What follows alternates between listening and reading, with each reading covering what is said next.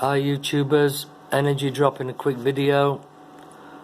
Going back to my man here, food vibes, nature herbs. Okay, I just want to comment on this video. This is going to be about different ways to combat gangstalking, or rather one way to combat gangstalking, one way, different paths to that, in that one way, you know, different options with that one way, and that's under the name of Christ, it's under the name of God, it's under the name of His Imperial Majesty, it's under the name of the King of Kings. That's what I believe, okay? But anyway, let's run the video. Because gangstalking is nothing more than witchcraft. It's a witchcraft on a certain individual. For what? To commit suicide or to do something crazy and kill somebody else. Okay, and this is the key. This guy just says it right now. Listen to this. This is the key. The way you deal with these damn devils is you ignore them. Yeah. As long as a motherfucker don't put his hands on you, that's or right, touch you to the point where you gotta hurt somebody, just ignore that shit, bro. Yeah, like, man. Cause I had to sit down and think about that shit. I'm like, dog, these niggas is really like pissing me off at one point. Like, they trying to run me off the road and blinking their headlights on me and shit. So I just came to the conclusion, like, what's the point in getting mad at the same stupid, retarded tactics that these low vibration people are doing? And therein lies the key. Therein lies the key. Because, hang on, let me grab some of my notes here. When we get mad, we release adrenaline, we release energy, and these vampires, demons, I'm not talking about humans, I'm just talking about demons at the moment, they feed off that, you know, like when you have an orgasm, or when you cut yourself, that blood magic, sex magic, that's the reason, because they flock to it on the astral plane, in the dream world, because they've got no physical body. So it's kind of like a rush, you know. It's like having a, I don't know, maybe a meth hit or a crack hit, or I don't know what they get off on it. I'm not a spirit, you know. I'm a soul. There's a difference. There's a difference. Y'all are gonna get me mad from this point on. That's right. If y'all physically put your hands on me and I gotta knock you the fuck out. That's it. Other than that, nigga, I don't give a fuck. Like, I'm not about to get mad because you scratching my car or touching my personal items. Like, nah, nigga, I'm not getting mad over that dumb shit no more. That's right. So, you don't need to be Egyptian. You don't need to open your third eye. All your third eye is just your mind's eye. It's just you. It's just when you become aware of your third eye, or your chakra points in your third eye, all it is just you becoming aware that you're not the body. That's it. You're not your hand, you're not your nose, you're not the whole even thing put together. You're more than that. There's you and the body. Language gives itself away. Language is the key. Everything about language is the key. Now I'm giving some deep secrets out here. Language is the key. Somebody told me this a long time ago. 25 years ago, I would say at least. And I was living in a Krishna temple for almost 5 years. So I know about cults, indoctrination, language. Language is the key, okay? Because they use mantras, you know, Hare Krishna, Hare Krishna. They use mantras, okay? So it's like you got your mind going on a loop, and while your mind's going on a loop, you can like transcend. Well, that's the idea behind it. And what they don't tell you is that these idols that they're bowing down to, they were just kings. Krishna was a king in Vrindavan. He was a king in Vrindavan. He fought a battle, which wrote the Srimad Bhagavatam, was it? The Upanishads, I'm not sure, with Arjuna, Krishna Arjuna. You know, he was a king, and probably he could have been one of what they call the Elohim, the Watchers. He might have been one of them, because they said they were using like arrows that were like nuclear. Almost. Anyway, I'm running off on a tangent here because I've got a lot of shit. The best way to deal with gangstalking is, if it's happening to you, is definitely indifference. If you don't know what indifference means, don't mean to be patronize, don't mean to patronize. It means to ignore. To be indifferent means to ignore. So being calm makes them mad. Instead of you getting mad, making yourself ill, you make them mad. So I'm very sorry for my last video. When I made that video, I was and still am very angry, very anxious, was in fear. You know, going to prison, being gang stalked, being put in prison, having my first dog killed, poisoned, my second dog taken over. You know the story. It's still here, you know. I mean, it's only 2 years, man. I mean, and I'm a sensitive soul. I'm not, you know, I'm a sensitive person. My soul actually is strong because I got through prison, and I'm no lightweight, but I'm not a heavyweight. I'm not a criminal-minded person. You understand? You don't need to open your third eye. No, you don't need to do that, man. You just need to become aware that you're not your body. That's all.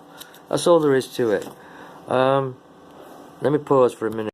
Okay, carrying on. Attention to as far as gang stalking goes is when I'm on the road driving and they try to set up and stage accidents, because they will try to stage an accident.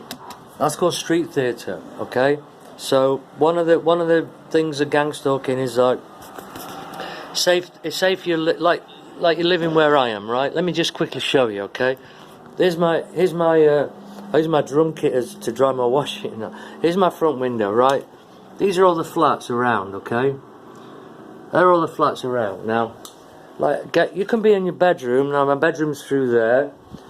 If you look out here, you can see, so you get some people, they'll walk past. They'll walk past, and as they're walking past, if your window's open and it's, say, early in the morning, 3 to 6 in the morning, they're either up early or more, like say, you know, the old saying goes, saints up early, sinners up late. Usually the sinners up late, and they'll create a scene outside your flat to disturb you. That's gang stalking. That's called street theatre. Gaslighting is basically, it's like in language, gassing. What we used to call gossiping. Oh, he gasses a lot, that guy. He talks a lot. He chats a lot. Gaslighting. That's what gaslighting is. Excuse me. So you tell one person something and it's like Chinese whispers. You know, and that's not the derogatory term against Chinese, so don't go up in arms. It's just an old saying and I'm using it. Chinese whispers. So you say one thing. A man went out and walked his dog, and by the time it's at the other end, the dog went out and shagged its owner. You know. All right. Okay. So carrying on. Just ignore that shit. Ignore them. You gotta remember, the government is the one doing this.